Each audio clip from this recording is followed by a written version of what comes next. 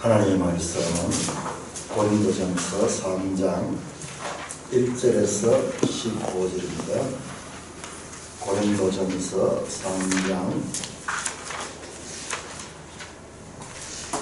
1절에서 15절까지 고린도전서 3장 1절입니다. 형제들아, 내가 신령한 자들을 대함과 같이 너에게 말할 수 없었어. 육신에 속한 자, 곧 그리스도 안에서 어린아이들을 대함과 같이 하노라. 내가 너희를 저주로 먹이고 밥으로 아니하였느니 근데 너희가 감당하지 못하였음이거니와 지금도 못하리라. 너희는 아직도 육신에 속한 자로다. 너희 가운데 시기와 분쟁이 있으니 어찌 육신에 속하여 사람을 따라 행함이 아니리요. 어떤 이는 말하되 나는 바울에게라 하고 다른 이는 나는 아볼로에게라 하니 너희가 육의 사람이 아니리요. 그런즉 아볼로는 무엇이며 바울은 무엇이냐? 그들은 주께서 각각 주신 대로 너희로 하여금 믿게 한 사역자들이니라. 나는 심었고 아볼로는 물을 주었을 때 오직 하나님께서 자라나게 하시느니 그런즉 심는 이나 물 주는 이는 아무것도 아니로되 오직 자라게 하시는 이는 하나님 뿐이니라. 심는 이와 물 주는 이는 한 가지이나 각각 자기가 일한 대로 자기의 상을 받으리라. 우리는 하나님의 동력자들이요 너희는 하나님의 밭이요 하나님의 집이니라. 내게 주신 하나님의 은혜를 따라 내가 지혜로운 건축자와 같이 터를 닦아두매 다른 이가 그 위에 세우나 그러나 각각 어떻게 그 위에 세울까를 조심할지니라. 이 닦아둔 것 외에 능히 다른 터를 닦아둘 자가 없으니 이 터는 곧 예수 그리스도라. 만일 누구든지 금이나 은이나 보석이나 나무나 풀이나 지푸로 이 터 위에 세우면 각 사람이 공적이 나타날 터인데 그날에 공적을 밝히니 이는 불로 나타나고 그 불이 각 사람의 공적이 어떠한 것을 시험할 것입니다. 만일 누구든지 그 위에 세운 공적이 그대로 있으면 상을 받고 같이 누구든지 그 공적이 불타면 해를 받으리니 그러나 자신은 구원을 받되 불 가운데서 받은 것 같으리라.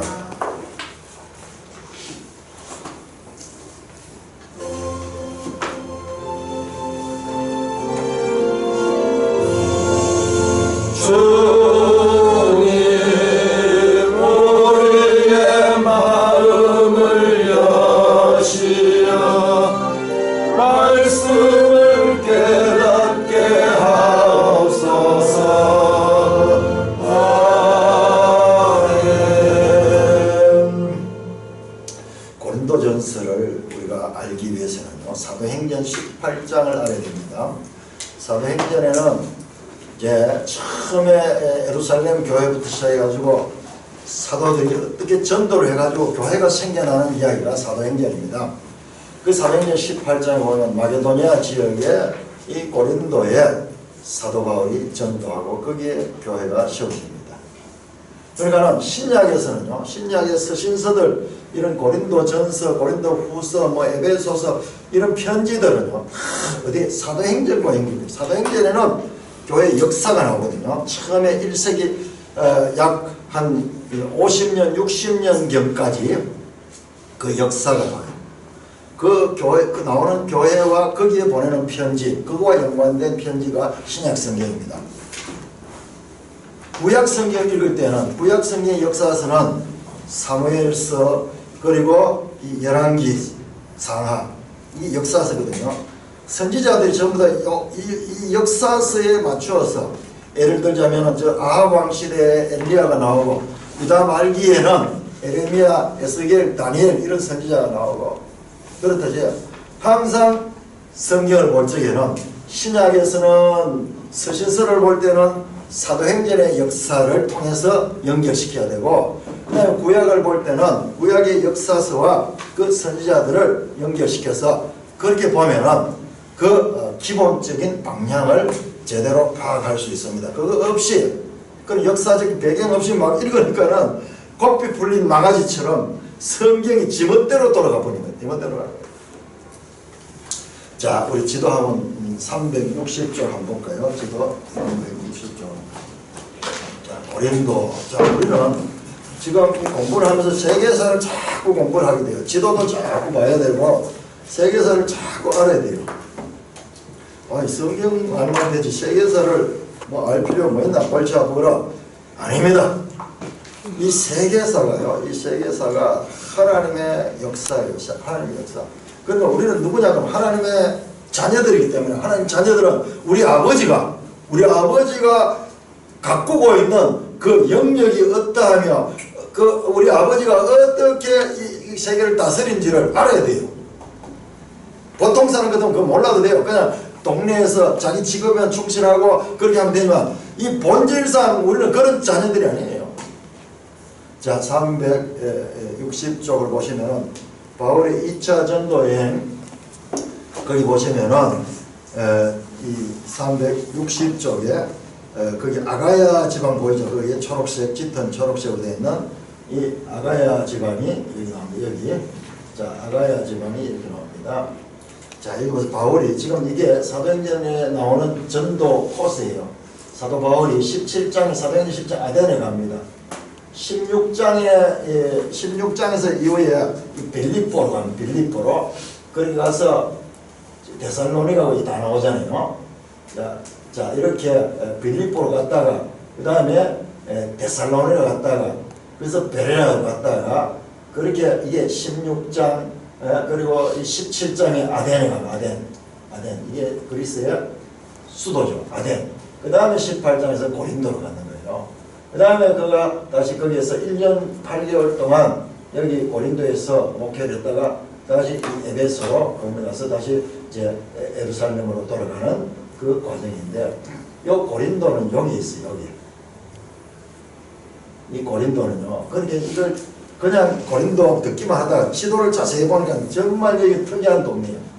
자, 이렇게 368쪽을 하면 돼요. 69쪽. 369쪽 보면은 조금 더 우리가 이 부분을 잘 이해해서 369쪽을 보시면은 자, 그렇죠. 자, 아까 전에 이 부분만 읽어봤는데 이게 지중해로 보면은 넓게 보면은 이렇게 위치해서 여기 이탈리아 반도가 있고 이 마게도니아고 여기 이제 여기에 이렇게 위치했어. 그러니까는 좀 확대하면 주시겠습니까? 이 부분을.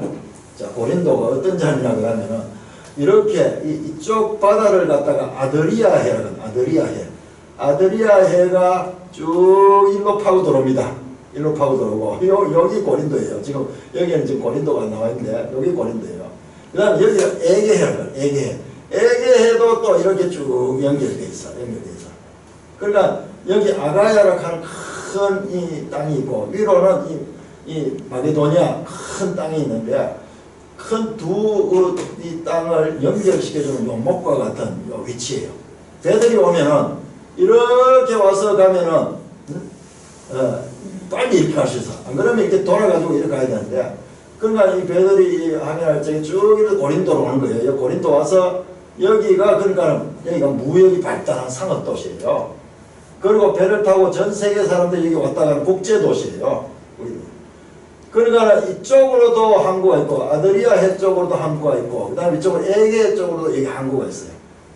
항구는 원래 막 국제도시잖아요. 국제도시고 이 항구도시가 어떠냐 미싱이 많고요. 그 다음에 종교 혼합적인 요소가 많고 그 다음에 이 항구도시의 특징이 또 뭐냐 그러면요. 장려촌이 많습니다. 장려촌이 많습니다. 그리고 돈이 모이는 곳이에요. 그래서 여기에는 고린도는 엄청난 도시예요. 그 당시에는 거의 아테네보다도 더 유명한 도시였다 그래요. 그래서 여기에는 온갖 신전들이 많이 있고 특별히 우리가 알아야 되는 것은 여기에 고린도에 유명한 그 아프로디테 신전이 있는데 그 신전에는요 1000명의 여성들이 사제가 있어요. 사제가. 이 여성들은 뭐냐 그러면은 장녀들. 그 종교 행위가 뭐냐 그러면은 그 신전의 여자 사제들과 제사 드리는 사람들이 성적인 관계를 가지는 게 그게 하나의 제사 의식이에요. 그러니까 우리나라는 이렇게 보면은 세계사를 이래 보면 우리나라는 정말 양반이에요. 우리나라는 그런 걸 찾아보기가 쉽지 않은데 저 유럽이나 이런 데 다른 나라 보면 참 성적으로 되게 참 물렁해요. 그러니까 나중에 이제 고린도전서에 보면 이제 음행 문제에 대해서 이야기가 나오는데 그런 배경이 있어요. 여기 고린도는 한마디로 물질적으로는 부유하고 문화는 아주 개방적이고 종교는 다원적이고 도덕적으로는 참으로 문란했던 도성인데 오늘날 우리 살고 있는 이 도시들과 너무나 닮은 고대 도시입니다. 자, 오늘 제목이 제가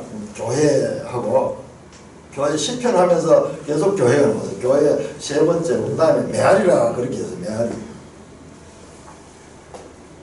왜 그러냐 그러면 여기에서 등장하는 이 고린도 전서에서 이 신약 성경에 탁 등장하는 내용들이요, 그냥 신약에서 튀어나온 것이 아니고 우리가 공부했던 구약의 내용들이 지금 여기서 메아리치고 있는. 자, 우리 고린도전서 1장 1절 보시면은 출발부터 그렇게 시작이 됩니다. 1장 1절부터 하나님의 뜻을 따라 그리스도 예수의 사도로 부르심받은 형제 바울과 형제 소수되는 그리스도 예수. 자, 우리가 봤잖아요.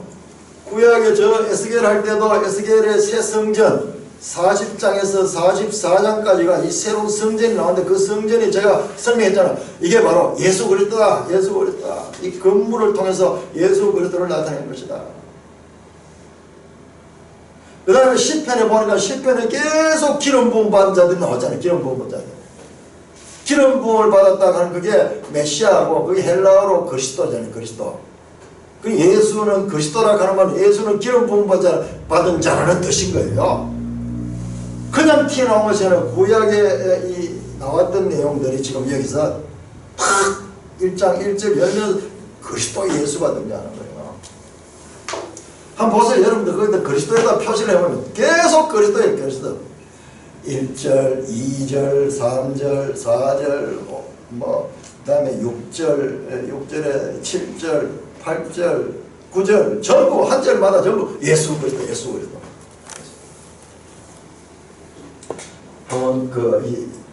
예수 그리스도가 누군가? 우리 성경에서 예수 그리스도가 누군가 영상 한번 떼어보세요. 자, 구약에서 계속 메시아를 기름 부음 받은 자들을 설명했습니다. 자, 신약에서는 예수 그리스도를 또 이야기하는 거예요. 구약에서는 하나의 메시아 기름 부음 받은 자로도 앞으로 장차 오실 그리스도를 계속 설명했고, 알고 보면요, 창세기부터 시작해요. 창세기 3장 15절부터 시작해요. 그리고 복음서에는 예수 그리스도가 이 땅에 오셨고, 그 다음에 서신서는 이제 이미 오신 그리스도 그분이 바로 예수 그리스도다. 구약에서 말씀하는 그분이다. 이걸 설명하고, 그 다음에 구약에는 다시 오실 그리스도를 설명해. 이게 재림. 다시 오실 그리스도. 신약의 내용은 이미 오신 그리스도와 다시 오실 그리스도를 말씀하고 있고, 구약은 오실 그리스도를 가리키는 것이. 그래서 예수님이 이 성경이 내게 대하여 기록한 것이라 하는 그 말씀의 깊이와 넓이와 울림이 얼마나 대단한지 몰라요. 예수님의 한 말씀은요, 온 성경을 다 압축한 말씀이에요. 자, 두 번째로 예수 그리스도도 구약에 계속 나왔던 메시아 기름 부음 받은 자의 울림이요, 메아리로 지금 등장하고 있는 것입니다. 자, 1장 또 10절을 보시면 1장 10절을 보시면은 제가요 이렇게 보니까 너무 놀라워요. 1장 10절 형제들아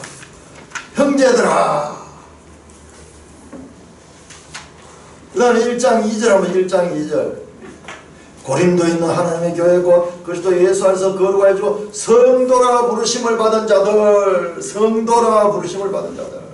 형제들아 성도라 부르심을 받은 자들. 이게 우리가 우리가 지난번에 시편 할 때 나왔잖아요. 시편 16편 3절에서 땅에 있는 성도들은 존귀한 자들이 나의 즐거움이 그들이겠다. 와, 하나님의 모든 기쁨이 그 성도들한테, 이 성도가 교회잖아요. 교회. 오늘 우리가 시편 22편을 교독했는데 시편 22편 22절에서 이렇게 내가 주의 이름을 형제에게 선포하고 회중 가운데 주를 찬송하리라. 와, 그 형제요, 그 형제. 거기에서 암시가 되었던 그 형제가 이제는 쫙 열려가지고 형제들아, 성도들아, 그렇게 나오는 거예요. 그냥 나오는 게 아니에요.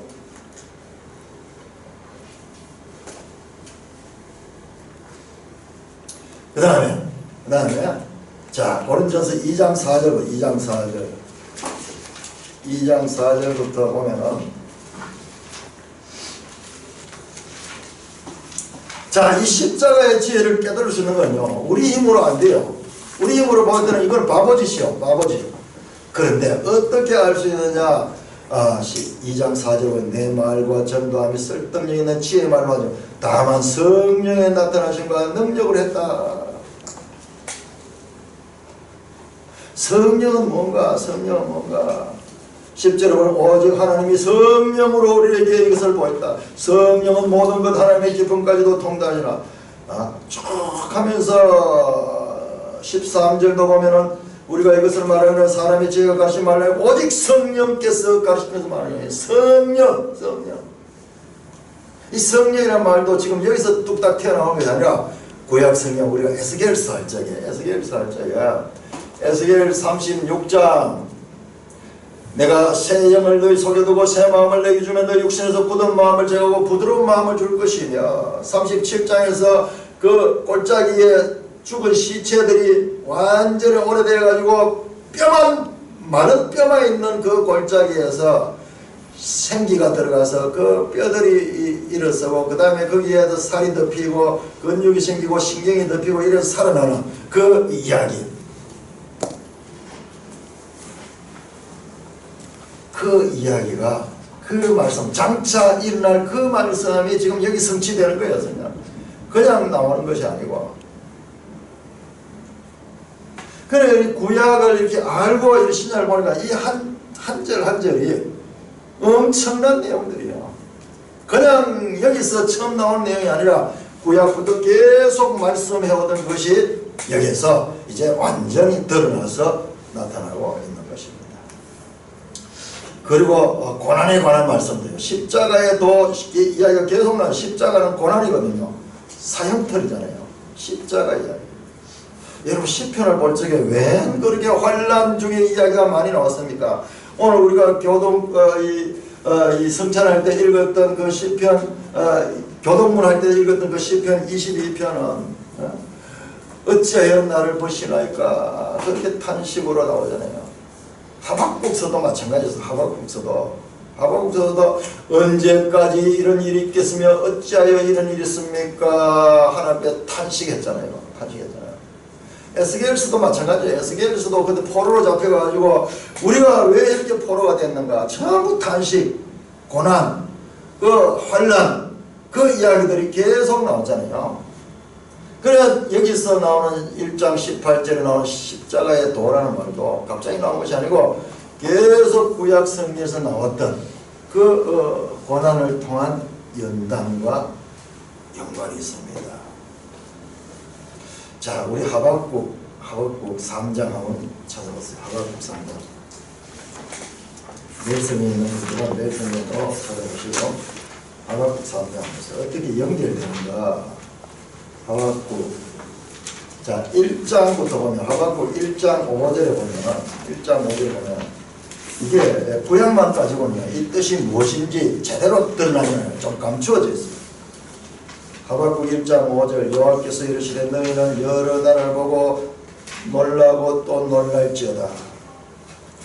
너희 생전에 내가 한 가지 일을 행할 것이라 누가 말할지 너희가 믿지 않을 것이다. 엄청나게 놀라운 말씀을 지금 하겠다는데 너희가 믿을 수 없는 그런 기이한 일, 놀라고 또 놀랄 일을 하나님께서 말씀하신다고 그렇게 말씀합니다. 자, 3장 2절. 3장 2절. 여호와여 내가 주께 대한 소문을 듣고 놀랐나이다. 그 소문을 듣고 놀라는 거야. 뭐 때문에 그리 놀냐? 놀라니래. 다음에 3장 16절 내가 들었으므로 내 창자가 듣고 목소리로 말하면 내 입술이 떨렸다. 놀라는 게 놀라는 무엇이 그를 이렇게 놀라게 했을까? 이 하박국 선지자가 깨달은 게 뭐냐? 십자가의 도를 봤어요. 그게 기이한 일이에요. 너무 기이한 거예요. 어떻게 메시아가 와서 죽는데 죽음을 당하는 거예요. 상상하지 못하는 메시아가 와서 승리가 아니라 죽는 거예요. 근데 그 죽음을 통해서 구원을 이루는 그걸 보고 너무 기이한 거예요. 너무 기이한 거예요. 자, 우리 이사야 29장 한번 찾아봅시다. 이사야 29장 14절. 29장 14절. 자, 이 말씀은요. 이 말씀은 고린도전서 1장 19절에 인용된 말씀입니다. 자, 고린도전서 1장 19절에 인용된 게 어디냐? 이사야 29장 14절 말씀입니다. 고린도전서 1장 19절에는 이렇게 나와 있습니다. 기록된 바 내가 지혜 있는 자들의 지혜를 멸하고 총명한 자들의 총명을 폐하리라. 그 이야기를 했거든요. 여기 원본이 구약성경 이사야 29장 14절입니다. 우리 같이 읽겠습니다. 시작. 그러므로 내가 이 백성 중에 기이한 일, 곧 기이하고 가장 기이한 일을 다시 행하리니 그들 중에 지혜자의 지혜가 없어지고 명철자의 총명이 가려지리라. 이 말씀은요, 신구약을 통해서 탁 풀어보면 이게 풀어져요. 기이한 일이잖아요. 하박국 선지자도 뭔가 표현해 못지만 너무 기이한 일이잖아요. 그런데 이사야를 보니까 기이하고도 가장 기이한 일, 있을 수 없는 일, 사람의 생각으로서는 도저히 할 수 없는 일. 그래서 지혜자의 지혜가 없어지고 명철자의 총명이 가려요. 야, 세상에서 지혜롭다 하고 세상에서 총명하다는 사람들이 그 총명이 아무것도 아닌 것으로 깨달아지는 그 일. 그게 바로 십자가의 도예요. 십자가의 도. 세상에 이런 일이 어디 있어요? 세상에. 우리가 지금 시편 22편 오늘 우리가 이 교동문 할 때 읽었는데 그 1절에서 21절 상반절까지의 고난과 그리고 21편 후반절부터 31절까지의 그 부활의 영광과 그리고 그 교회에 대한 비전 그 두 사이에는 뭐냐? 기이한 십자가 사건이 거기거든요. 그 십자가 사건이 결과적으로는 그와 같은 변화를 만드네요. 완전히 흙과 백처럼 어둠과 빛처럼 같은 신대 21절 상반절까지의 내용과 그 후반부에 나오는 내용이 완전히 극도로 달라지는 그 속에 바로 십자가의 도가 있는 거예요. 자, 이와 같이 우리가 지금 고린도전서를 읽는데 이 고린도전서에 나타나는 이 내용들은 그냥 신약에서 나온 것이 아니라 하나님의 구원의 계시가 저 수백 년 또는 수천 년 전에 하나님의 그 말씀들이 역사 가운데서 때를 따라서 성취되는 거예요. 성취되는 거예요. 그래서 발전적으로 전개되어가 있는 그런 관점에서 우리가 성경을 볼 적에 이 성경이 보이기 시작한 거예요. 바로 구원 계시의 발전성이야.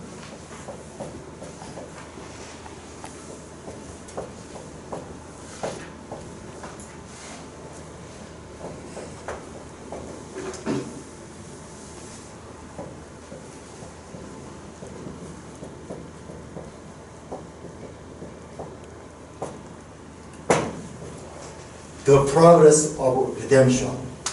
대속의 전개. 대속의 전개. 그 대속이 바로 예수 그리스도의 십자가를 통한 거죠.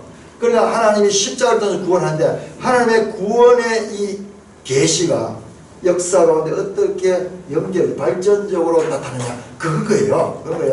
그러니까 우리가 구약 성경과 신약 성경이 이렇게 연결되면서 그러면서도 발전해가고 있다는 것을 발견해내야 됩니다. 여러분, 이게 성경이에요. 이전에는 성경을 보고요, 성경 한 절 한 절에 나오는 교훈적이고 또 위로되는 말씀, 이게 성경인 줄 아는데 그게 아니에요. 그것은 그야말로 성경의 나무로 치면 잎사귀 같은 거. 우리 잎사귀가 아니고요, 그 성경 나무 둥치와 가지, 이 큰 거를 보자마자 그 잎사귀를 가지고 성경을 안다고 그렇게 했는 거예요. 성경 66권이 가지는 일관성, 통일성, 그리고 유기적인 관계와, 그리고 이와 같이 점점 목적을 향하여 발전해 나가는 이와 같은 발전성, 이 성경 66권이 가지는 이와 같은 관계를 아는 것이 성경을 아는 겁니다. 할렐루야. 우리 찬송 한번 부르겠습니다. 찬송. 하나님의 말씀. 찬송 230장.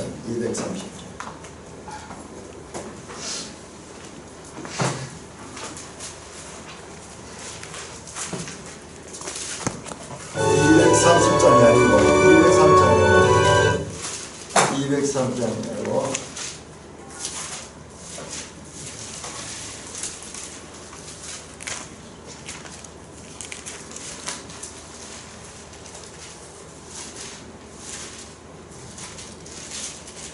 206장.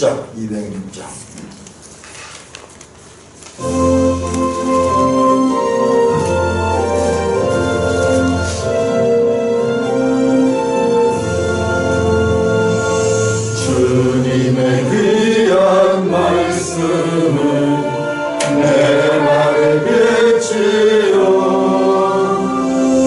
목마른 사막 길에서 샘물과 같도다. 4절 하늘의 깊은 지혜를 깨닫게 하시고 말씀 밝히 알도록 인도하 주소서. 이 성경 66권에 이 66권이 가지는 이와 같은 유기적인, 그러면서도 발전적인 이 내용들은요, 여기는 그냥 우리 개인의 구원에 대한 이야기가 아니에요. 그건 말할 것도 없고 전 세계와 전 인류를 품고 있는 하나님의 구속의 천사진이 그 속에 담겨 있는 거예요. 우리 개인은요, 이 하나님의 구속 역사에서 참으로 수에칠 가치가 없을 정도로 티끌 같은 시간과 그런 공간을 정주하고 있는 거예요. 그런데 우리의 이와 같은 참으로 유한하고 보잘것없는 인생이 그 하나님의 이 구원 계시의 영원성에 거기에 있다질 적에 그것이 영생의 삶이고, 그것이 바로 인간으로 하나님이 지음을 받게 하신 그 하나님의 뜻을 이루는 것과 같은 사건인 것입니다. 이렇게 그냥 고린도전서가 아니라 이미 수백 수천 년 전부터 시작해서 말씀해오던 그 예수 그리스도, 그 기름 부음 받은 자가 그 예수 그리스도가 이 땅에 오신 거예요. 이 땅에 오셨고 이제 부활하시고 승천했고 이제 교회가 세워진 거예요. 교회. 그때 지금 바울이 이 50년대 AD 50년대 이 편지를 쓴 겁니다. 이야, 구약의 선지자들이 계속해서 예언했던 예수 그리스도, 그 예수 그리스도가 이미 오셨고 교회가 세워졌습니다. 자, 그러면은 이제 모든 것이 완성되었습니다. 그러면 이제 어떻게 살아야 되나?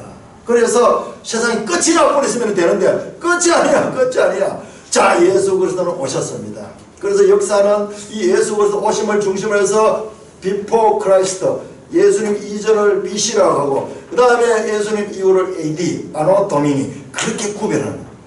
인류 역사가 이렇게 오늘날 믿는 자나 믿지 않는 자도 이 시대를 구분할 적에 그리스도를 중심으로 하듯이 그 그리스도가 하나님의 때를 따라 이 땅에 왔습니다. 그러면은 이제 어떻게 된 것인가? 이것이 중요한 거예요. 우리한테는 지금부터 중요한 것이 그 부분이에요. 그 부분.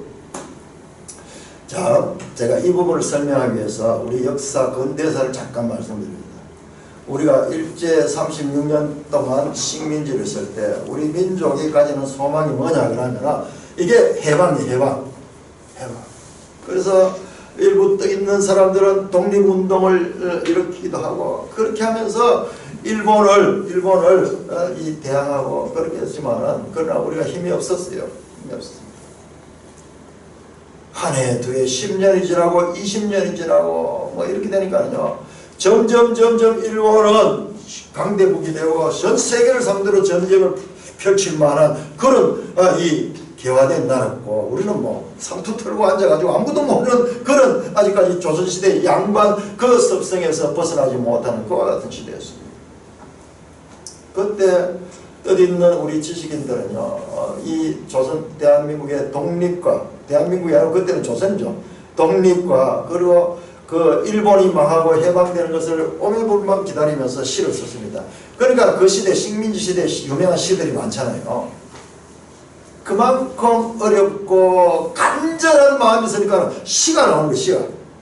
윤동주 같은 시들도 전부 그런 거잖아요. 그러니까 대표적인 시인이 심훈이라는 분이 계신데 그분이 썼는 시가 그날이 오면 가는 시가 있습니다. 그걸 보면요 얼마나 우리 민족이 그 해방을 간절히 기다리는가를 알 수가 있습니다.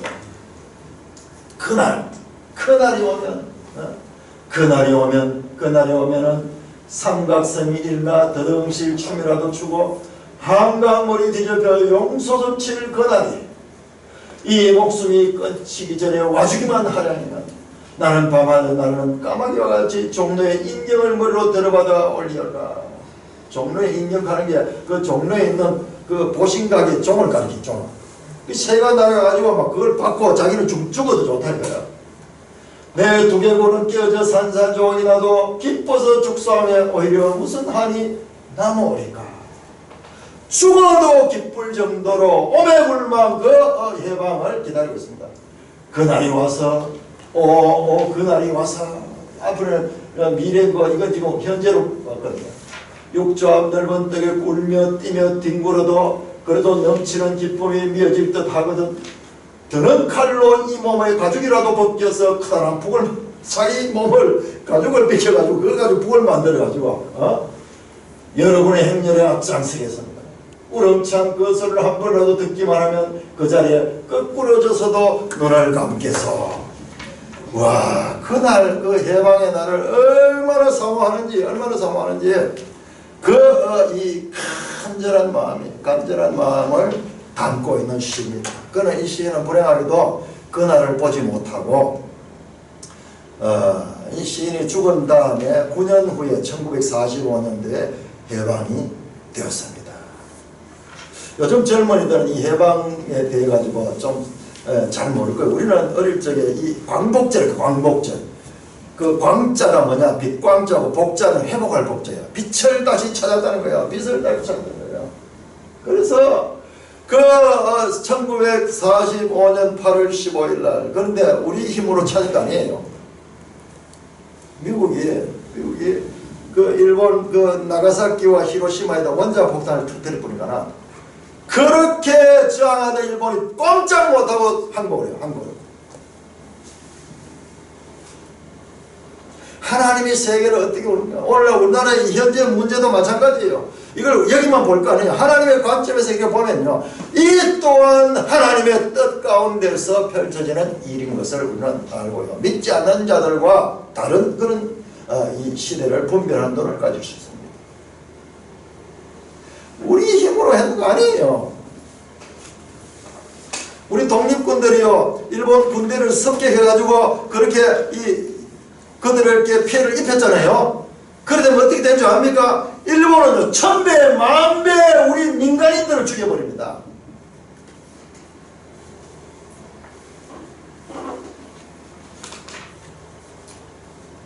그러니까는 우리는 상상하지 못한 그런 세계 정세 가운데 그 일본에서 우리가 해방이 되었어요. 그래서 이렇게 튀어나온 거리로 다 튀어나와서 태극기 들고 와가지고 여기 한자로 쓴 저게 해방이요. 해방. 웰컴. 그때 미국하고 이렇게 또 연결돼가지고 영어로 막 이렇게 해가지고 웰컴 하면서 환영한다. 자, 그래서 그날이 왔는 거예요. 그날이 왔습니다. 그날이 왔으면 시몬은 그날을 보지 못하고 죽었지만 그 후손들은 그날을 봤어요. 그런데 그날은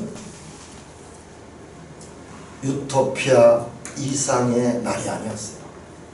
그날이 왔지만 그러나 문제는 똑같이 있습니다. 대한민국 정부가 수립되고 새로운 시대가 열렸고 일본인들이 떠났을 뿐이지 이 땅에는 똑같은 문제들이 있었습니다. 저희 부친은 일본에서 오랫동안 사시고 일본에서 학교 다니시고 그래서 일본을 잘하는데 일본을 욕을 하면서도 일본 사람들 정직하다 그래요. 어릴 때 내가 좀 이렇게 모순되는 그런 이야기인데 되게 정직하고 우리나라에는 도둑놈이 그리 많고 거짓말이 그렇게 많다 그래요. 그 저분이 일본을 욕하는 건가 욕하는 건가도 모르겠어요. 그러니까 아마 일본이 국제적으로 좀 그런 게 있어도 개인적으로는 좀 그런 게 있는 것 같아요. 정직하다고 하는 게 맞는 것 같아요. 그런데 우리나라에는요, 그 일본의 순사로 막 부역하던 이런 사람들이 여기 와가지고 또 힘을 잡고 막 또 이렇게 하면서 이 안에는요, 그냥 이상이 아니라 이 나름대로 또 문제가 있었어요. 사기꾼과 협장군이 있고, 농사 짓지 않아도 그냥 열매 맺는 그런 게 아니고 땅 흘려서 농사를 지어야지 양식을 얻을 수 있고, 거짓과 폭력이 여전하고 깡패들이 얼마나 많은지 몰라요. 오히려 일제시대보다도 더 나쁜 상황은 북한에서 일어났습니다. 북한 동포들께는요, 저 김일성이가 저 소련을 등에 입고 와서 그야말로 이때까지 경험해보지 못한 그와 같은 공산주의 사회를 만들면서 200만 명을 죽여버렸어요. 조금이라도 생각하고 그 지식인들 이런 거 다 없애고 지주계급 다 없애버려요. 그래서 오히려 일제시대보다 더 악한 시대를 그날이 왔지만은 그런 결과가 왔습니다. 자, 구약 성경이 암시하던 메시아가 와서 이 땅에 그리스도가 오고 그 다음에 교회가 생긴 후에 그런 일어난 일들도 우리 역사와 마찬가지예요. 단지 하나님 나라가 시작되었다는 것이지 여전히 문제는 상존해 있습니다. 자, 그래서 그 유명한 이와 같은 시제가 나오고요. 이미 그러나 아직 아니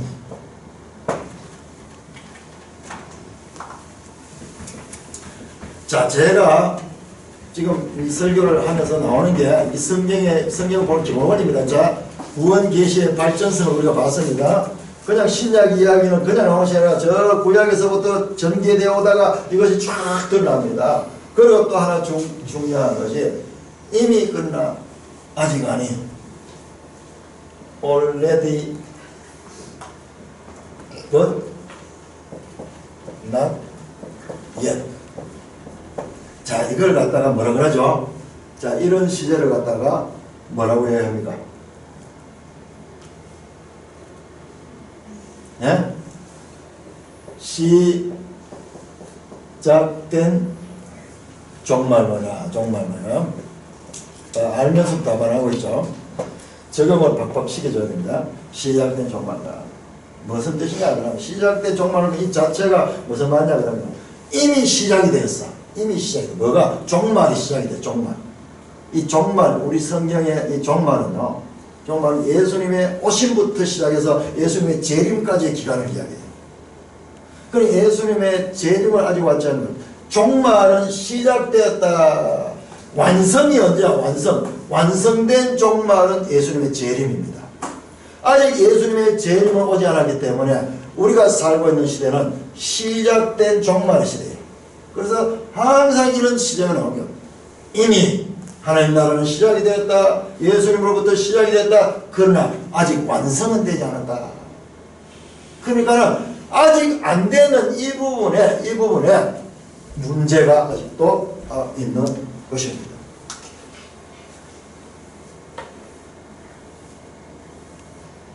예수님은 초림했습니다 이미. 그러나 아직 재림하지 않았다. 이 재림의 때가 완성이 됩니다. 우리 인간은 이 과거, 현재, 미래라는 이 시간 속에 존재합니다. 하나님 나라는 지금으로부터 2000년 전 이미 시작됐지만 지금도 계속 프로그레스 진행 중에서 발전적으로 진행해 어디로 재림의 때를 향하여. 그런데 고린도 교인들은요, 그날이 오면 기다렸다가 그날이 왔을 때 이 시작된 종말론이 아니라 완성된 종말론으로 성경을 해석했는 거예요. 바울의 가르침을 예수 그리스도께서 십자가에서 모든 것을 다 우리의 죄를 사고 다 완성했습니다. 아멘 할렐루야. 이제 다 완성됐다. 다 완성됐다. 그렇게 생각해요. 자, 4장 고린도전서 4장 8절. 고린도전서 4장 8절, 4장 8절. 이게 여러분들 개인적으로 읽으면 이게 무슨 말인지 참 헷갈리는 말씀인데 제가 설명을 해드리면 쉽게 이해됩니다. 4장 8절 시작. 너희가 이미 배부르며 이미 풍성하며 우리가 없이도 왕이 되었도다. 우리가 너희와 함께 왕노하게 참으로 너희가 왕이 되기를 원하라. 이것은요, 지금 바울이 지금 나무라는 이야기예요. 나무라는 이야기. 이게 지금 이 편지가 뭐냐 그러면 그냥 글로 이렇게 쓰는 게 아니고 바울이 지금 말하는 것을 이 글로 기록한 거예요. 그냥 대화체의 말인데 이게 기록이 되는 거예요. 그래서 여기에 자세히 듣다 보면 바울이 너희들이 지금 잘못된 일을 하고 있다. 수사 의무. 정말 그러기를 내가 원한다. 이 말은요, 너희가 지금 잘못하고 있다는 뜻이에요. 참으로 너희가 왕이 되기를 원하라. 참으로, 이 참으로 어디 나옵니까? 창세기 3장에 사단이 참으로 너희 눈이 밝아 하나님같이 되리라 속이는 이야기잖아요. 이 참으로는 참을 이야기가 너희가 잘못됐다는 걸 지적하는 말이에요. 너희가 이미 배부르면 이미 풍성하여 이미 다 완성이 됐다. 그래서 어떻게 했냐? 왕이 되었다. 완성되잖아. 완성. 자, 여러분들 우리가 이 왕노릇 이야기 계속 하잖아요. 자, 이 사도 바울의 이 가르침에 궁극적으로 가면 교회가 왕이 됩니다. 왕노릇은 구원의 완성이에요. 구원의 완성. 완성되었다. 그 이야기를 하는 거예요. 그러나 너희는 지금 완성되지 않았어. 시작은 되지만 아직 완성되지 않았어. 그 이야기를 지금 비꼬는 투로 말하는 거예요. 아담이 잃어버린 통치권이 온전히 회복되는 때 아담은 왕이었잖아요. 다스리는 것과 같은 통치자의 역할로 지음을 받았잖아요. 그렇지만은 주님의 재림 때까지는 우리는 왕노릇이 아니고 왕이 훈련 과정, 왕의 자손들로서 왕자들로서 왕이 다스리는 그 통치권을 배우고 있는 훈련 과정이에요. 그걸 우리가 다른 말로 하면 연단하는 연단, 캐릭터. 환난은 인내를 낳고 인내는 연단을 낳고 연단은 소망을 이루려 합니다. 왜 우리에게 그와 같은 고난의 시간들이 있는가? 우리 자신을 이 하나님을 닮은 그와 같은 왕의 모습으로 변화시키기 위해서 그 연단의 과정입니다. 이들의 주장은 시작된 종말론이 아니고 과도한 지나쳐버려서 아직 아니가 없는 거예요. 아직 아니가 없고 이미 완성. 그러나 없어. 이미 완성되었다. 여기 앞부분밖에 보지 못하는 앞부분. 여기 이게 성경 해석에서 우리가 주의해야 되는 부분이에요. 우리가 거의 대부분 이런 식으로 봐요. 성경을 볼 적에 성경 눈에 혹 들어오는 부분만 탁 붙들고 그러면 전체적인 맥락을 놓치는 경우가 많이 있어요. 저와 여러분들은요, 이와 같은 오해의 전문가들입니다. 그 오해가 왜 나오는가 자세히 보면 그게 죄성이에요. 죄성은 뭐냐 하면 자기중심성이에요. 자기중심성. 내한테 좋으면은 그것을 크게 확대해서 보고, 내한테 좀 힘들고 이러면 그걸 축소해서 가리우고 보지 않으려고 노력하는 것이 있어요. 여러분, 우리 자신을 자세히 들여다보세요. 과도한 시작된 종말론이야. 아직 안위를 지어버리고 이미 다 완성되었다고 보는, 그러니까는 그와 같은 잘못된 삶이 나오는 거예요. 잘못된 삶이 나오는 거예요. 여러분, 이것이 이 고린도 교회에서부터 오늘날도 소위 구원파 이 사상이 여기서 나온 거예요. 여기로. 이단들이 그냥 나온 게 아니고요. 뿌리 깊게 역사 가운데서 계속 이어지는 거예요. 이어지는 거예요. 구원파는요, 내가 죄사함을 받았기 때문에 할렐루야, 하나님 함께 이제 생명을 얻었고, 이 죄와 사망이 나는 하나님 나라로 옮겨졌다. 맞습니다. 그런데 그것만 붙잡고 있고, 아직까지 우리 속에 현재적으로 남아있는 죄성 문제를 처리하기 위해서 우리가 연단을 받고, 그 어떤 이 과정들에서 변화되어야 되는 그와 같은 발전성을 놓치고 있는, 다 완성된다고 봐버린 거예요. 그러니까 얼마나 좋겠어요. 지금 구름 위에 있는 거예요. 그들은 구원을 다 얻었고 죄의 문제도 아무 그 문제 없이 다 해결됐기 때문에 나는 지금 누리기만 하면 되는 거고, 그러니까는 그들은 뭐 믿음이 너무너무 찬란한 거예요. 보통 교회 다니는 사람들은 아직까지 주님 제 죄를 용서해 주시고 이렇게 하면 그 사람들 뭐라 하냐면, 저거 봐라, 아직 구원 못 받았다. 구원 받았으면 죄 문제가 다 해결되는데 왜 아직 저런 이야기 하느냐 그러면서 자기들과 기성교회는 차원이 다르다 그러면서 그렇게 주장합니다. 들어보면 설기도 합니다. 설기도. 그리고 대부분 기성교회들은요, 죄 문제에 대해서 정확한 이해를 못하고 있고요.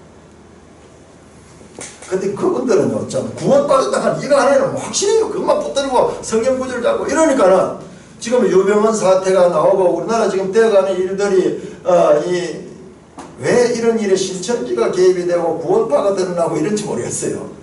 하나하나 이단들의 그 실체가 드러나.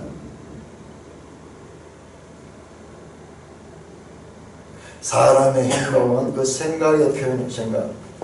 사도 바울은 그와 같은 문제를 가진 고린도 교회를 향해 쓴 편지가 바로 고린도전서입니다. 왜 저와 같이 성경을 봐도 전체적으로 보지 못하고 자기 좋은 대로 그렇게 해석을 하게 됐는가, 그 이유를 사도 바울은 설명하면서 가르칩니다. 지금부터 우리 본문 내용을 살펴보겠습니다. 잘못된 성경 해석, 과도하게 시작된 종말론을 가지면요, 잘못된 삶을 만들어냅니다. 그 사도 바울은 마치 환자를 진단하는 의사처럼요, 고린도 교회를 진단하는데 너희가 문제가 뭔가를 발견해냅니다. 자, 1장 10절 11절입니다. 1장 10절 11절 같이 한번 찾아보겠습니다. 우리가 지난주 읽었던 내용들은요, 전부 다 이 고린도 교회의 이 분쟁에 관합니다. 1장 10절 11절 같이 읽으면 시작. 형제들아, 내가 우리 주 예수 그리스도의 이름으로 너희를 권하노니 모두가 같은 말을 하고 너희 가운데 분쟁이 없이 같은 마음과 같은 뜻으로 온전히 한다. 내 형제들아, 근로의 지편으로 너희에 대한 말이 되게 됩니다. 곧 너희 가운데 분쟁이 있다는 것이라. 자, 10절에도 분쟁이라는 말을 하고 11절에도 분쟁이라는 말이 나오는데 이것은 원어는 달라요. 10절에 나오는 분쟁이라는 말은 원어의 스키스마고, 스키스마는 디비전, 영어로 분리된다. 분열이 있다는 분열. 11절의 분쟁은 에리스인데 이건 다툼이야. 이건 분쟁이에요. 분쟁. 무엇은 싸움이냐? 다툼이 있는데 뭐냐? 분열로 인한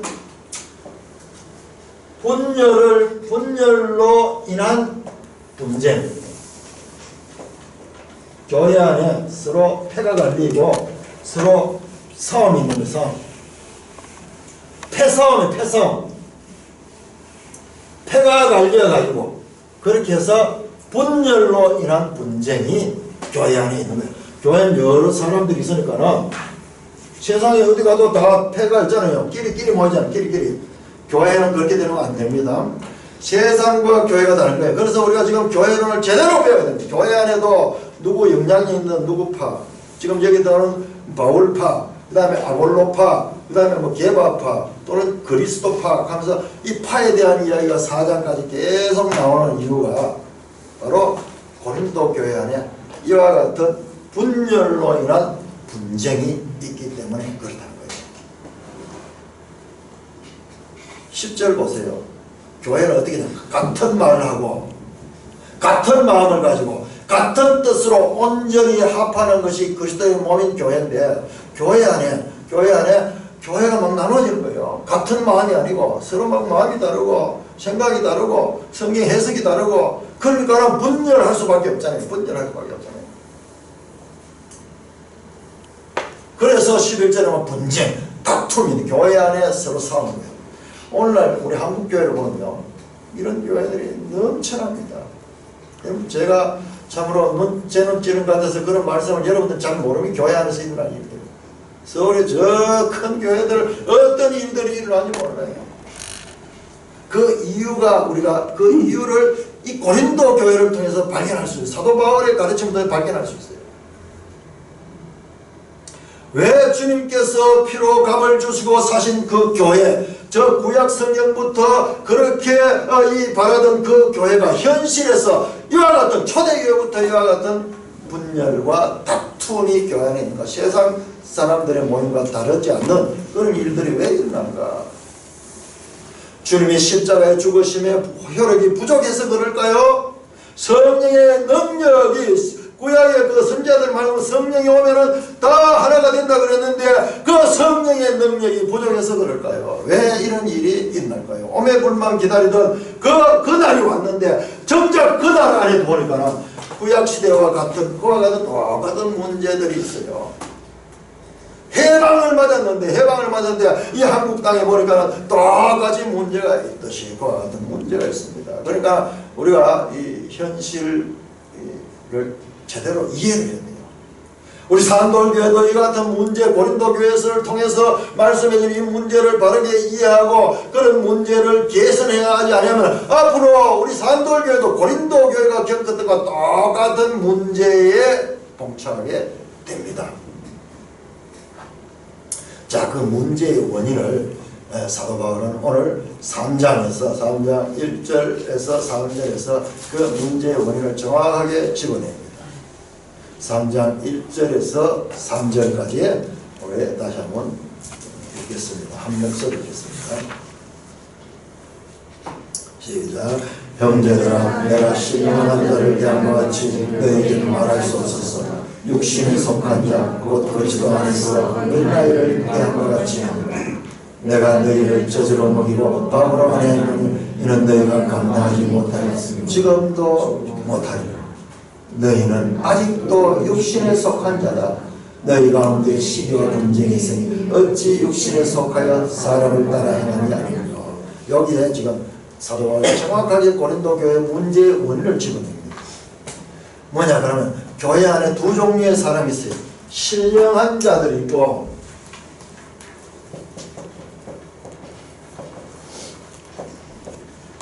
자, 신령한 자는 푸뉴마티코스,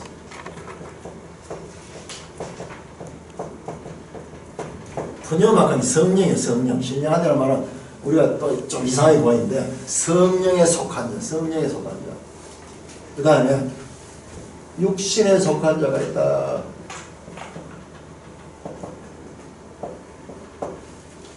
육신에 속한 자, 사르키코스.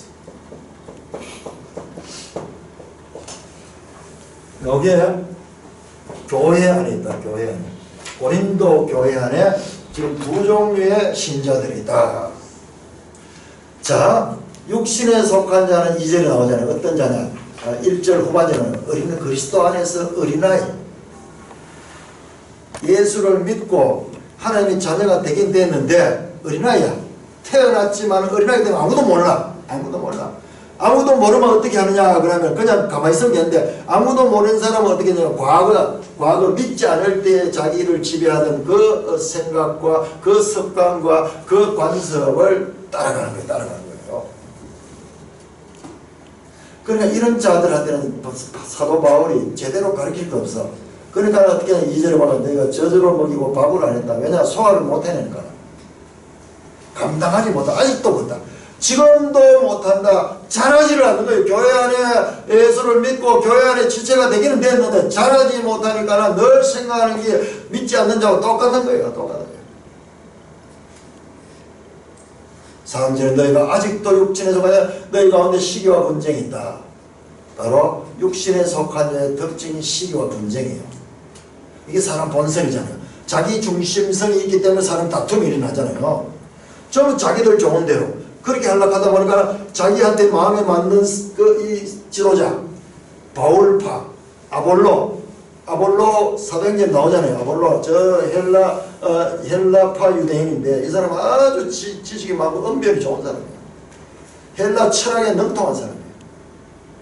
그러니까 아볼로를 따르는 사람들은 많고 이러면서 교회 안에 파가 나잖아요. 파가 나요. 그 파가 나눠진 걸 자세히 보세요. 자기 중심성을 확대하는 거예요. 자기 집단적 이기주의, 집단적인. 내가 속해 있는 여기가 옳다. 내가 속해 있는 여기가 옳다. 이러면서 서로 패싸움을 그리고 있는 교회 안에 그런 일이 일어나는 거예요. 3절 후반절로 육신에 속하여 사람을 따라 행하냐 아니냐. 교회는 그리스도의 몸인데 사람을 따라가는. 그래서 이 문제가 생겨요. 교회 안에 이 자들 신령한 자는 성령을 따라가기 때문에 항상 화합하고 하나님 뜻을 분별하고 성령으로서 하나님 뜻을 따라가면서 인내하고 사랑하고 화합하고 절제하고 온유하고 그래서 성도들 그리스도의 몸을 이루는데 자신을 죽입니다. 자신을 부정해요. 자신을 부인하고 자기 중심성을 극복합니다. 이게 성령에 속한 자고 이 육신에 속한 자는 계속 자기 중심적으로 하는 거예요. 그러니까는 지금 여기서 계속 나온 게 세상의 지혜, 사람의 지혜, 그리고 하나님의 지혜를 대조하는 것이 바로 이 때문에 그런 거예요. 이 사람들은 성령을 따라하지 말고 세상의 지혜. 이게 또 사람의 지혜. 사람으로부터 나온 생각. 하나님께로부터 나온 것이 아니고 이 사람들이 받을 때는 오히려 하나님께로 나온 생각이 어리석게 보이고 미련해 보이는 거예요. 아, 예수님이 십자가에 달려 죽으셨다. 그게 저주받은 거니 그게 어떻게 구원이 될 수 있느냐. 자기들대로는 열심히 하고 잘한다고 그렇게 하면 할수록 이 사람들은 그 속에 이 세상의 지혜와 사람의 지혜를 가지고 하기 때문에 이것은 그리스도의 몸으로서 주님께서 인정할 수 있는 일이 아니에요. 그 밑에 보면 공적 이야기 나오는데요. 요거에 대해서 제가 설교 시간에, 새벽 설교 시간에 자세히 풀어놨습니다. 그 시간, 그걸 지금 말할 수 있는 시간이 없고, 요 부분에서 이게 아주 난해 구절이거든요. 이걸 요번에 내가 명확하게 깨달았고, 그렇게 풀어 설명했어요. 어떤 사람은 금이나 은이나 이 보석으로 집을 짓고, 어떤 사람은 나무나 짚이나 이 풀로서 집을 짓다. 불이 임하면 하나는 다 타고 없어지고 하나는 남는다. 그게 가리킨 게 뭐냐면, 그게 지금 이거하고 연관이 있어요. 이 육신에 속한 자들이 교회 안에서 했는 일 많습니다. 그건 주님 보시기에 아무 가치 없어요. 불타 없어져 버려요. 성령에 속한 자들, 저와 같이 하나님의 말씀과 하나님의 뜻을 따라서 행하는 일만 그것이 카운터되는 거예요. 그것이 가치 있는 일인 거예요. 끊임없이 우리 성도들은 어떻게 했느냐. 다 출생은 다 여기입니다.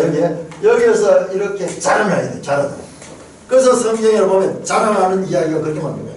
히브리서에도 나오고 베드로서에도 나오고 너희가 장성한 자의 분량에 이르야 된다. 너희가 그러지 못하고 어린아이 같으니까 내가 답답하다. 자, 히브리서 5장 한번 찾아요. 히브리서 5장. 자, 과도한 시작된 종말론을 가진 자, 이미 이제 다 이루어졌다 이런 사람들은요 자라날 필요가 없는 거예요. 자라날 생각을 안 할 거예요. 자라날 필요 없잖아요. 다 완성이잖아요. 그러나 시작된 종말론은 이제 시작이지 계속 우리가 자라나야 될 것을 가르치고 있는 것입니다. 자, 히브리서 5장 11절부터 보시면요. 11절부터. 자, 지금 이 히브리서 기자가요, 좀 이제 깊은 이야기를 하려고 그래요. 깊은 이야기. 이제 깊은 이야기를 하려고 하는 그 멜기세덱에 대해서 쫙 할 말이 많지만은 11절에 너희가 듣는 것이 도나무 설명하기 어렵다. 이런 걸 이제 배워야 되는데, 이런 걸 알아가야 되는데, 이 사람들이 전혀 이것을 이해를 못해. 기본이 안 돼 있기 때문에. 12절 때가 오래되어서 너희가 마땅히 선생이 되어서 터인데 너희가 다시 하나님 말씀의 초보에 대하여 누구에게 가르침을 받아야 할 처지니 단단한 음식은 못 먹고 젖이나 먹어야 할 처지였다. 교회 안에 이런 육신에 속한 이 신자들은 잘하지를 못하니까 늘 초보에밖에 못 먹는 거야. 여러분 큰 교회 가면은 다 이렇습니다. 그냥 목사님 설교하고 그냥 앉아 듣기만 하고 그런데 나가면 다 잊어버려요. 계속 배우고 또 배우고 그러는데 내용도 책임지지 못하고 말씀도 그냥 여기 봐라 여기 하나 이러니까는 듣고 즐기는 수준이지 이것이 하나님 말씀이 무엇인가 이렇게 구속사적으로 그리고 서로 성경과 성경을 연결하면서 이해할 수 있는 그런 기회가 없는 거예요. 그러니까 전부 이런 거예요. 조금 어려운 내용 나오면은 이런 거면 설교도 안 하고 교회 안에 어린아이들이 가득 차는 거예요. 젖이나 먹어야 할 텐데 13절 이는 적을 먹는 자는 어린아이니 의의 말씀을 경험하지 못한 자요 단단한 음식은 장성한 자의 것인데 그들이 지각을 사용하고 연단을 받아 선악을 보면 벌써 연단이 나오잖아요. 이와 같이 쫙 해서 깊은 곳으로 들어가서 그야말로 이 신령한 자로서 하나님 뜻을 알고 그 자기를 부인하고 여하튼 삶을 사는데 교회 안에 이런 자들이 많은 거예요. 6장 그래서 어떻게 이야기하냐 그러므로 우리가 그리스도의 도의 초보를 버리고 죽은 행실을 회개함과 하나님에 대한 신앙과 자 2절 후반절에 보면 완전한 대로 나가자 계속 자라서 성숙한 대로 나가자 이런 뜻이에요. 성도. 이게 문제인 거예요. 이게 교회 안에 있지만은 자라지 못한 성도들 이 자들이 모여가지고 장로도 되고 이 자들이 모여가지고 무슨 이 선교회 회장도 되고 무슨 부장도 되고 이런데 모여가지고 계획하는 게 전부 사람이 생각하는 거예요. 왜? 그 속에 이와 같은 하나님의 말씀이 없기 때문에 그런 거예요.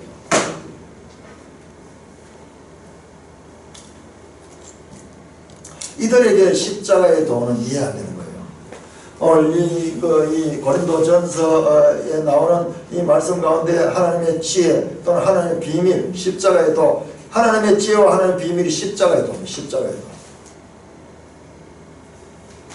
1장 22절 23절 말합니다. 유대인은 표적을 구하고 헬라인은 지혜를 찾으나 우리는 십자가에 못 박힌 그리스도를 전하니 유대인은 끓이는 것이 이방인은 미련한 것이다. 로마 제국의 사형터인 십자가는 수치와 모욕과 실패와 죽음의 상징이잖아요. 그 세상 사람들 볼 때 십자가의 도는 이해되지 않고 믿을 수 없는 그와 같은 엉터리인 거예요. 그러니까는 바보다 저놈들은 바보다 바보 미련하다 그러고 유대인들에게도 예수 그리스도의 십자가의 도는 그들이 로마의 속박에서 구원해줄 영적인 메시아를 기하는 그 상과는 거리가 멀었습니다. 그런데 사실상 알고 보면요 구약 성경에 아까 시편에도 나왔잖아요. 메시아가 어떻게 나옵니까? 고난을 통해서 십자가의 죽음을 통하여 부활의 영광이 나오잖아요. 그런데 구약 성경에 그렇게 나와도 이들은 보고 싶은 것만 봤기 때문에 저 영광의 그리스도만 봤기 때문에 그리스도가 이 땅에 왔는데도 그것을 분별하지 못했던 것입니다. 그 결과 그들은 그들의 눈앞에 때를 따라오신 하나님의 아들 예수 그리스도 십자가에 못 박아 죽였는 거예요.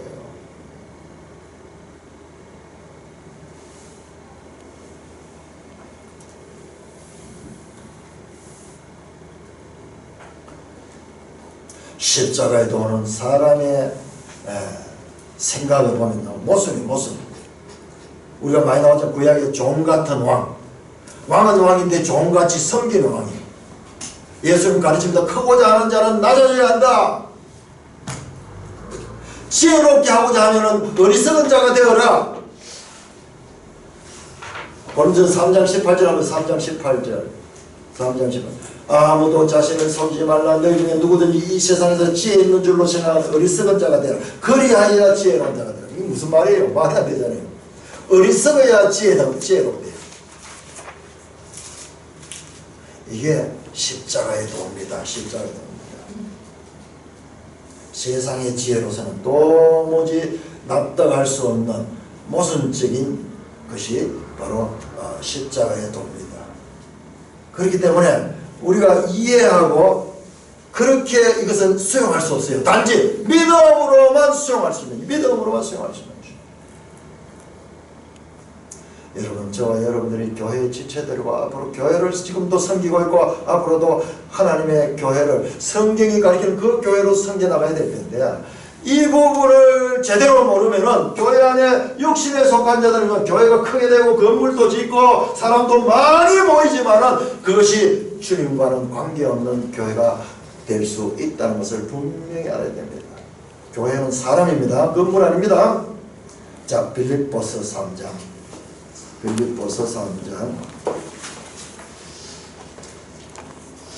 18절 19절 19절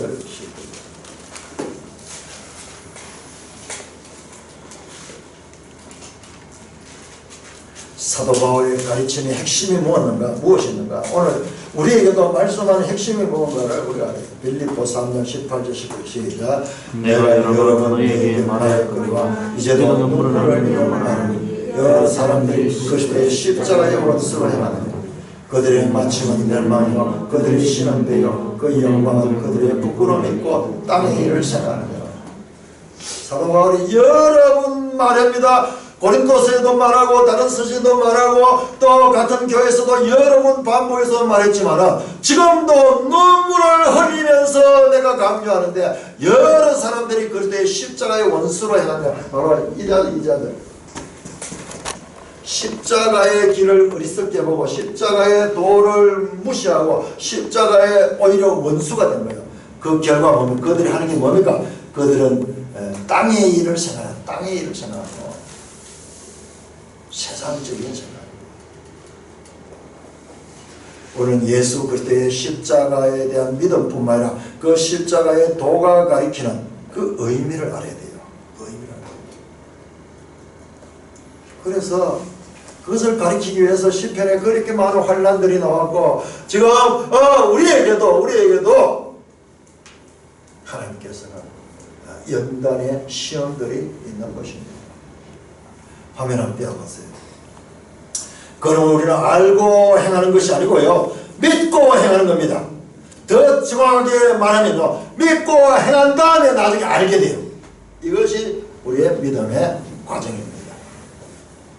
믿고 행한 후에요, 알게 됩니다. 알게 됩니다. 자, 우리 어거스틴의 말입니다. 같이 한번 읽겠습니다. 시작. 믿음이란 아직 보지 못한 것을 믿는 것이며 믿음에 대한 보상은 있는 것을 보게 되는 것이다. 무슨 말인지 여러분 한번 기록해놓고 곰곰이 생각해보세요. 믿음은요, 우리가 이해하는 것보다도 더 높은 단계, 더 높은 단계. 그러니까 우리가 믿음으로 말미암아 구원을 얻는 거예요. 그런데 그냥 믿기만 하고 무식한 채로 있는 거 아니에요. 나중에는 그 믿음의 이것을 실제로 보게 될 뿐만 아니라 그 뜻을 알게 되는 거예요. 알게 되는 거예요. 사랑하는 형제 자매 여러분, 6월 한 달 동안 우리는 고린도전서를 공부합니다. 66권의 책 중에 한 권 한 권 새롭게 대할 때마다 그 책이 가지는 후속자인 위치와 의미와 내용을 아는 것을 놓치지 말아야 됩니다. 제가요, 계속 오후 시간이고 이걸 갖다가 계속 이렇게 연결할 수밖에 딴 거 할 시간이 잘 없는 이유가요, 거기 있는 거예요. 어떤 책도 그냥 넘어가서 안 돼요. 왜? 이 66권이 합력해서 하나님의 뜻을 전하고 있기 때문에. 이것을요, 우리가 이제 하나하나 해가면 지금 원래 봤던 것들도 에스겔과 시편과 하박국과 고린도전서가 이렇게 연결되잖아요. 그래서 설교 제목이 지금 전혀 다른 책인데 제목이 같은 내용이 나오잖아요.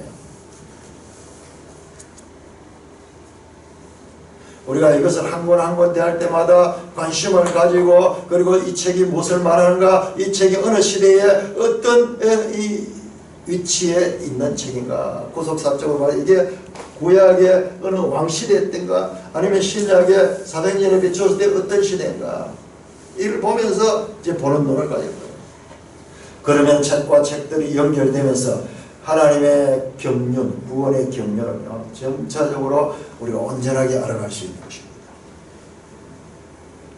1세기 바울 사도께서 개척하신 고린도 교회는 고린도 즉 헬라의 우상의 문화권에 있는 그런 교회였습니다.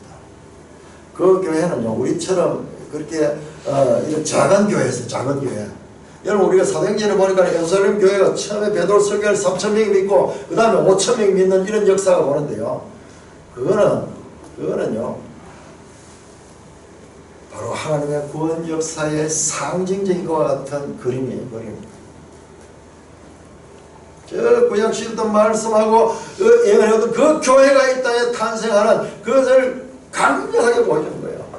그 이후에는 전도하는데 많은 어려움이 있었고 전도를 아무래도 전도가 되지 않고 그리고 전도하는데 그 어떤 저항도 있고 공격도 있었습니다. 고린도 교회는 우리 뒤에 16장에 나오는데 이 가정교회, 가정에서 모이는 것과 같은 교회입니다. 사도행전에 폭발적으로 늘어난 교인 수와 바울 사도가 이방에서 전도한 그 교회의 교인 수는 차이가 많습니다. 사도행전의 가시적인 교회 탄생과 폭발적인 그와 같은 양적인 부흥은 예수 그리스도의 초림처럼 구약 성경의 성취를 보여주는 단회적인 사건으로서의 상징성이 많습니다. 수천 년 동안 약속한 그 교회가 탄생했다는 그런 그림을 인상적으로 보여주는 그 의미가 있다는 것입니다. 수천 년 동안 이어져오는 우상과 인본주의 사상으로 꼴지어진 고린도에 생긴 교회는 그 같은 이방 문화를 극복하고도 남는 하나님의 말씀을 통한 세계관이 제대로 자리 잡기까지 많은 시행착오를 거치면서 성장하고 성숙해 내가야 될 것 같은 과제를 가지고 있습니다. 이미 시작되지만 아직 그러니까 현실은 긴장. 이게 고린도 교회나 우리 산돌교회가 처해 있는 그와 같은 상황입니다. 그러므로 고린도 교회는 우리 역사적인 연구 대상뿐만 아니라 오늘 우리 산돌교회를 보여주는 그 역할도 하고 있음을 놓치지 말고 우리 차세대에 더욱더 성숙한 산돌교회의 틀을 따르는데 이 고린도 전후서를 통하여 귀한 교훈으로 삼는 지혜 있는 믿음의 형제 자매들 되시기를 주님의 이름으로 축원합니다. 아멘. 주님 아버지 하나님 오늘 감사합니다. 그 많은 이 땅 가운데 하필이면 왜 고린도이며 또한 그 고린도 교회가 시간적으로 공간적으로 전혀 다른 시공간에 있는 산돌교회와 무슨 상관이 있습니까? 주님께서 이 2000년 전 고린도 교회를 통하여 이렇게 오늘 우리에게 말씀하시는 그 말씀을 들을 수 있는 귀를 주시고 마음을 열어주셔서 깨닫게 하시며 하나님의 교회가 그냥 사람들의 집단이 아니라 육신에 속한 자들로 우글거리는 것이 아니라 신령한 성숙한 성도들로서 그렇게 모임을 가지게 하시며 교회는 끊임없이 저와 같은 양육의 일에 전념하며 성숙한 그런 교회로서의 교제가 이어지는 그 같은 교회가 되게 하여 주시옵소서. 오직 성령이 아니구나. 우리 사람의 본성으로 두면은 분열되고 분파가 나누어지며 그 결과 분쟁이 일어날 것은 당연한 것을 우리는 교회 역사를 통해서도 보고 오늘 우리 한국교회 현실에서도 보게 됩니다. 아버지 하나님, 한국교회 문제는 돈이 없어서도 아니고 사람이 없어서도 아닙니다. 하나님의 말씀이 제대로 깨달아지지 못해서 일어난 것을 알게 하시고 아버지 하나님, 우리도 같은 과오를 범하는 자들이 아니라 성경을 통해서 바른 교훈을 가지고 하나님의 영광스러운 교회를 세워나가는 한 걸음 한 걸음 뛰게 하여 주시옵소서. 예수님 이름으로 감사하며 기도드리옵나이다. 아멘.